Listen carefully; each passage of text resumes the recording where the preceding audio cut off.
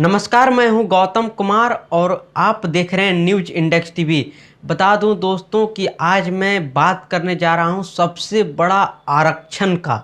जी हां दोस्तों, ये आरक्षण है ईडब्ल्यूएस की। बता दें कि सुप्रीम कोर्ट के 5 जजों की बेंच ने इसे हरी झंडी दे दी गई है। बता दें दोस्तों कि इसका मतलब है कि अब जो है ईडब्ल्यूएस जो है 10% की जो आरक्षण है आर्थिक रूप से, वो अब चलती रहेगी और छात्रों को मिलती रहेगी। तो आज का मैं विश्लेषण करूं पूरा, तो सबसे पहले मैं बता दूं कि ये जो वीडियो है, जो छात्र हैं उनके लिए आज ये काफ़ी जो है इम्पोर्टेंट वीडियो है, जो आपके लिए फ़ायदेमंद होंगे अगर ये आप पूरी जानकारी पा गए तो। बता दें कि 2019 में भारत सरकार ने एक अमेंडमेंट मतलब संविधान संशोधन जो है बिल लेकर के आए थे, जिसमें कहा गया था कि आर्टिकल मतलब अनुच्छेद को जोड़ा गया है,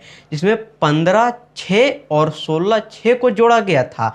और इस आरक्षण में बात की गई है कि अनारक्षित वर्ग मतलब सामान्य वर्ग के जो लोग हैं या छात्र हैं, उसे जो आर्थिक रूप से कमज़ोर हैं उनको नौकरी और एजुकेशन में, जी हाँ दोस्तों, नौकरी और एजुकेशन में अलग से 10% की आरक्षण दी जाएगी, जिसके बाद से हमारे देश में लागू है और लोगों को और छात्रों को मिल रही है इसकी आरक्षण। बता दें दोस्तों कि आप निजी कंपनी है तो उस पर भी ये नियम लागू है। अगर कोई आरक्षण देना चाहता है तो इसका पालन करना पड़ेगा। तो इसी को लेकर के हमारे पूरा देश में चर्चा हुआ। इसके बाद सुप्रीम कोर्ट में याचिका दायर की गई कि ये मतलब सुप्रीम कोर्ट के साथ में ये चुनौती दी गई।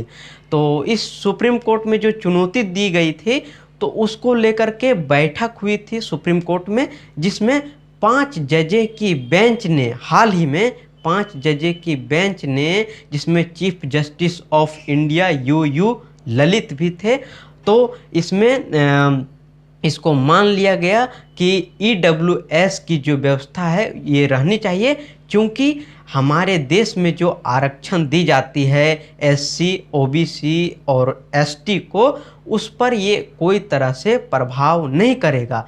इसका मतलब है यानी हम कह सकते हैं कि ईडब्ल्यूएस जो है हमारे संविधान के मूल ढांचा का उल्लंघन नहीं करता है। लेकिन यहाँ भी एक तर्क है और जो दो पक्ष में हमारे जो बेंच हैं जो सुप्रीम कोर्ट में, तो वो 2 भाग में बट गए थे। बता दें जो इसके पक्ष में थे वो 3 जज थे और 2 जज जो थे ये इसके विपक्ष में थे। बता दें कि जो you Lalit chief justice of India है, ये इसके विपक्ष के थे। मतलब उन्होंने ये माना कि नहीं, हमारे जो मूल ढांचा है उसको उल्लंघन करेगा। लेकिन जो 3 जजेस थे उन लोगों ने कहा कि ये नहीं करेगा, इसलिए इसे हरी झंडी मिल गई है और ये जो है ईडब्ल्यूएस जो है अब हमारे देश में चलता रहेगा और नौकरी और एजुकेशन को लेकर के ये जो है ईडब्ल्यूएस का प्रावधान जारी रहेगा। और दोस्तों सबसे बड़ी बात ये है, सवाल तो काफ़ी सारे हैं, आपके भी मन में सवाल होते होंगे। मान लीजिए कि ईडब्ल्यूएस जो व्यवस्था की गई है वो सिर्फ अनारक्षित वर्ग के जो छात्र हैं उन्हें दी जाएगी ये चीज़ें, ये कानूनी प्रक्रिया वगैरह वगैरह में ये चीज़ नहीं होगी, सिर्फ एजुकेशन और नौकरी।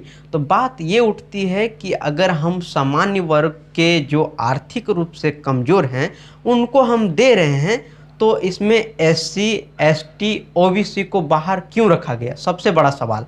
और क्या हमारे ईडब्ल्यूएस जो है जो 50% जो टोटल आरक्षण होता है, क्या उसको ये इफ़ेक्ट करता है?